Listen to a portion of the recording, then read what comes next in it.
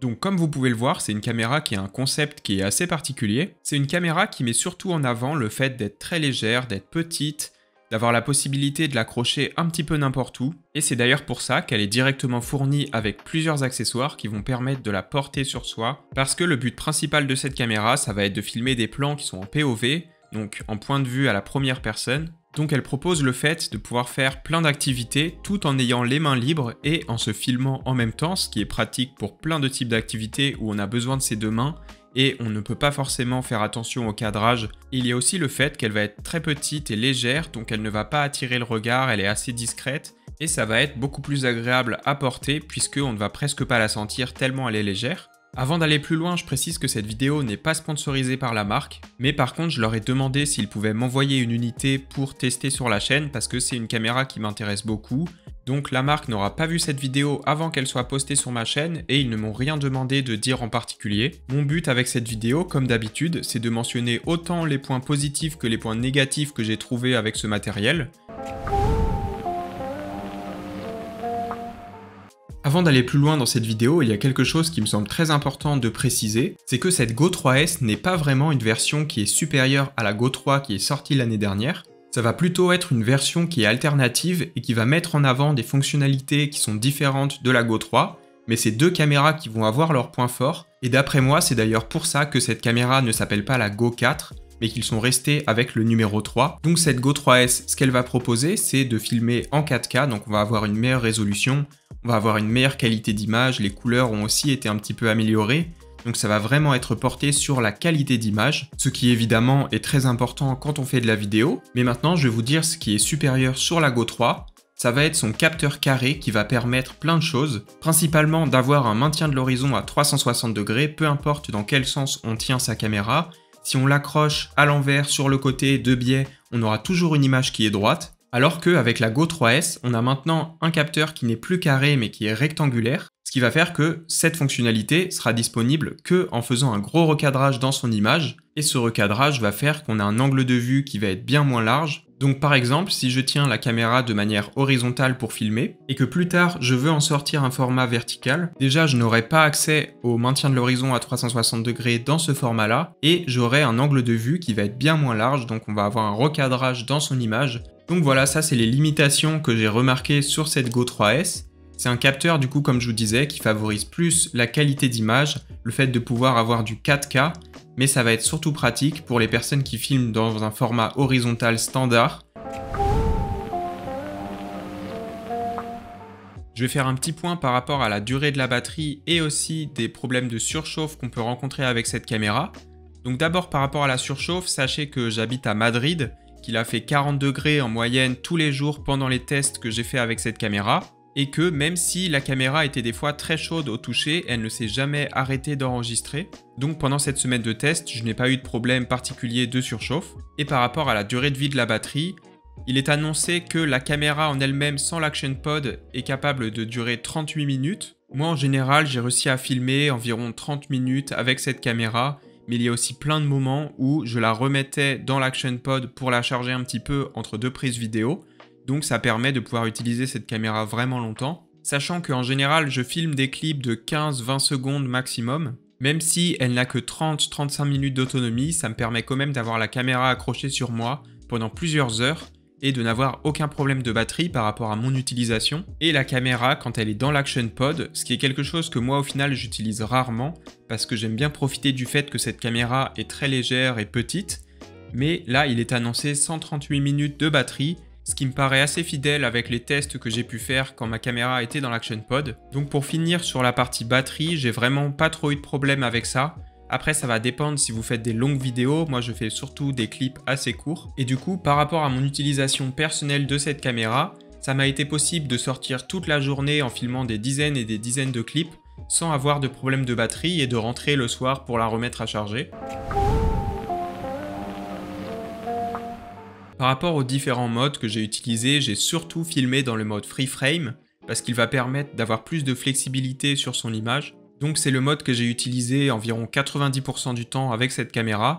Comme ça me permettait de choisir le niveau de stabilisation et l'angle de vue plus tard en fonction du clip que j'avais filmé, parce que j'aime bien avoir cette flexibilité au montage, mais peut-être que certaines personnes vont préférer le mode vidéo normal, parce qu'avec celui-ci, les images sont déjà prêtes à être partagées en format vidéo, alors qu'en FreeFrame, il va falloir passer par l'application ou par le logiciel avant de pouvoir exporter sa vidéo. Donc la plupart des vidéos que j'ai filmées en FreeFrame, j'avais la caméra qui était soit accrochée sur ma casquette, soit accrochée sur mon torse, et à chaque fois la caméra était à l'horizontale, parce que je savais que cette vidéo allait être postée sur YouTube. Par rapport à la qualité des images, on voit clairement qu'il y a une amélioration par rapport au modèle d'avant, et j'ai aussi remarqué une amélioration par rapport aux couleurs qui me plaisent beaucoup plus dans ce modèle que dans les modèles d'avant. Mais après ça reste une toute petite caméra, donc évidemment quand on commence à zoomer dans l'image, on va avoir des artefacts et de la netteté qui est un petit peu trop retravaillée par logiciel.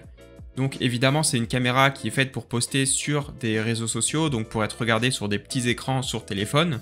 Donc ça va pas être trop grave. Pour conclure, c'est des images qui s'en sortent pas trop mal, la 4K est plutôt propre, mais c'est à regarder sur des petits écrans, mais d'un autre côté c'est le but de cette caméra.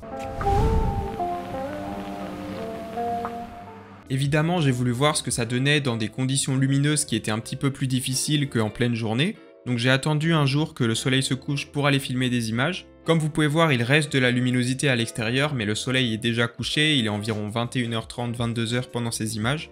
Le plus gros problème que j'ai eu à ces moments-là, c'était au niveau de la stabilisation qui ne tenait plus le coup avec le manque de luminosité. Donc dans les réglages, j'ai activé le mode qui empêche les tremblements en basse lumière. Et comme vous pouvez le voir, ça a assez bien marché parce que les images restent avec une bonne stabilisation. Donc pour moi, c'est des images qui sont encore utilisables. Et un peu plus tard, j'ai continué à filmer cette fois-ci une fois que le soleil était totalement couché et que le ciel était noir pour voir ce que ça donne. Donc on voit dans ces conditions-là qu'on commence vraiment à perdre en détail dans son image. C'est sûrement à cause de la réduction de bruit qui va essayer de faire en sorte qu'il n'y ait pas trop de grains. Mais du coup, ça va aussi un petit peu lisser la clarté de l'image. Mais dans tous les cas, avec n'importe quelle caméra d'action, je vous recommande pas de filmer dans ces conditions. Vous aurez jamais des résultats qui sont très bons. C'est des caméras qui sont principalement faites pour filmer en extérieur un jour où il y a du soleil. Là, c'était vraiment des tests histoire de pousser le capteur au maximum. Dans cette caméra, ils ont ramené une option qui était disponible sur la Go 1 et qui avait disparu depuis. Ça va être le mode intervalle qui va permettre de faire des petites vidéos à une intervalle régulière pendant la journée, ce qui va nous permettre, sans avoir à y réfléchir, à la fin de sa journée d'avoir un espèce de petit montage de tous les petits moments de sa journée. Ce mode il est configurable, on peut choisir la durée des clips, on peut dire combien de temps est-ce qu'on veut que la caméra continue les intervalles, on peut faire différents presets avec des activités différentes qui sont déjà préenregistrées. Ce mode pour moi il peut être intéressant, par exemple ça m'arrive des fois de faire des shootings photos ou des shootings vidéo dans un studio, et ça me permettrait d'avoir la caméra qui est accrochée dans un coin, j'ai pas du tout à m'en soucier, je fais juste mon travail pendant toute la journée, et je me préoccupe seulement de la caméra que j'ai entre les mains. Donc comme cette caméra est faite pour être portée sur soi, il y a plein de petits accessoires qui sont fournis dans la boîte. Les accessoires, je trouve, sont d'assez bonne qualité, ils ont des bonnes finitions, j'aime bien les matériaux. Par exemple, le collier, sur le côté qui va être contre sa peau, il y a une espèce de petit caoutchouc mou qui permet d'amortir et d'un autre côté qui n'est pas trop inconfortable à porter.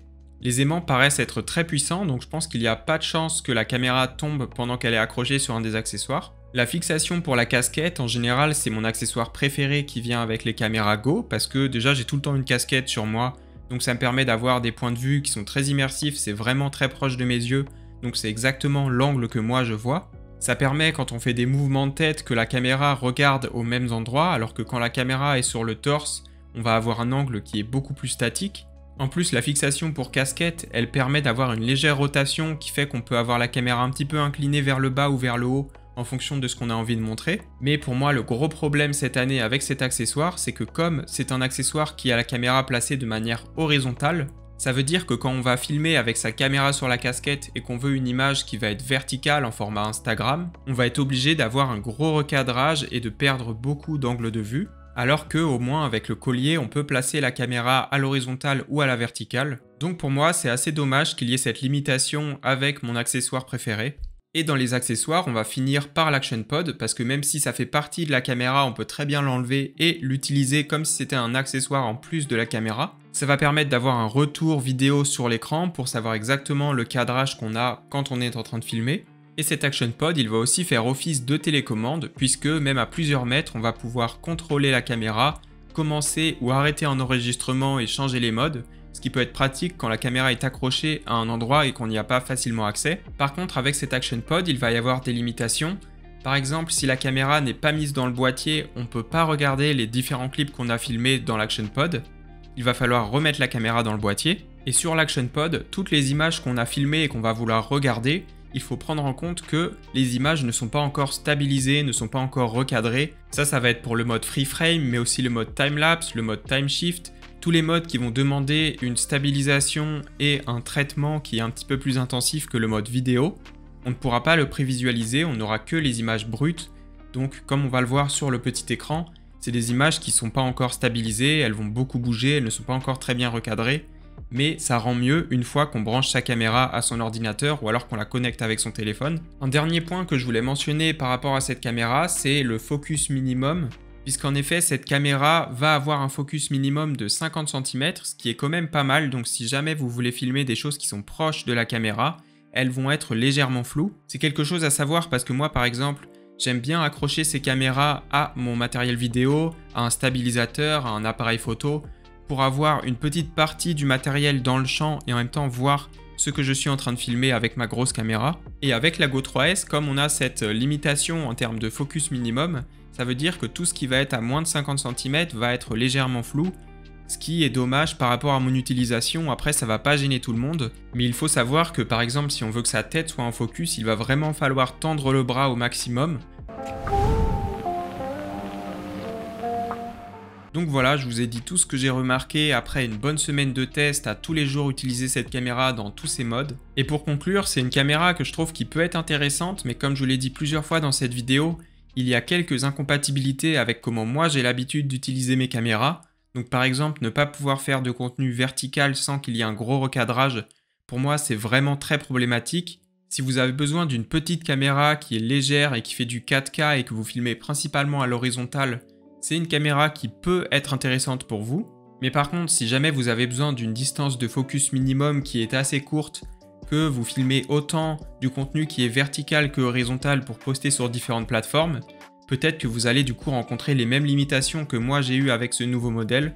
Et dans ce cas-là, moi je vous recommanderais de partir plutôt sur la Go 3 qui en plus va être moins chère et qui va être plus faite pour vous. Donc même si c'est pour dire au revoir à la 4K, ça va quand même permettre plus de flexibilité. Et donc si je pouvais faire passer un message à la marque Insta360, ça serait que la Go 4, ça serait super de l'avoir repassée sur un capteur de format carré. Ça serait vraiment top si plus tard on voit une caméra qui est en 4K et qui a quand même un capteur carré qui permet toute cette flexibilité. Après, ça reste impressionnant qu'une caméra de cette taille puisse filmer dans du 4K avec du 120 mégabits par seconde. Ça reste une qualité d'image qui m'a assez impressionné et comme je vous ai dit, j'ai trouvé que les couleurs s'étaient vraiment améliorées par rapport au modèle d'avant. Donc voilà, c'est fini pour cette vidéo. Dites-moi en commentaire si jamais la Go 3S c'est une caméra qui vous semble adaptée par rapport à votre utilisation, ou alors si jamais vous êtes comme moi et la Go 3 correspond un petit peu plus avec ce que vous faites.